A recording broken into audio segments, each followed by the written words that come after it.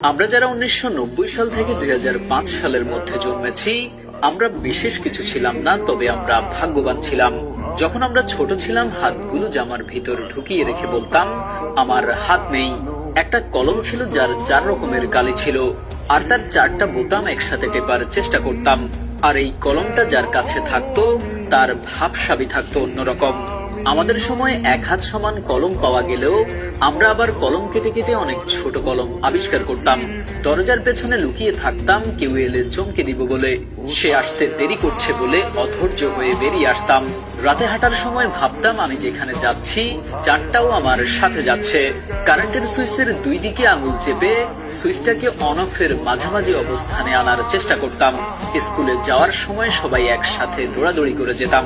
ক্লাসে কলম কলম খেলা, খাতায় ক্রিকেট খেলা, চোর ডাকাত, বাবু পুলিশ ও 10-20 খেলতাম। অনেক সময় স্কুল ফাঁকি দিয়ে কয়েকজন বন্ধু মিলে ঘুরতে যেতাম, আড্ডা দিতাম, আরো কত কি। 1 টাকার রঙিন বা নারিকেলি আইসক্রিম, হাওয়াই মিঠাই খেতে না পারলে মনটাই খারাপ হয়ে যেত। হঠাৎ আকাশ দিয়ে হেলিকপ্টার গেলে সবাই রুম থেকে বের হয়ে আকাশের দিকে তাকিয়ে থাকতাম। স্কুল ছুটি হলে দৌড়ে বাসায় আসতাম। মিনার কার্টুন দেখবো, সিসিমপুর দেখবো।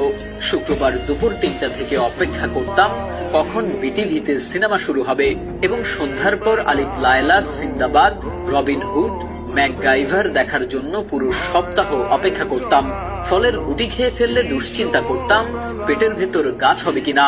মাথায় মাথায় ধাক্কা লাগলে শিং গজানোর ভয়ে আবার নিজের ইচ্ছায় ধাক্কা দিতাম।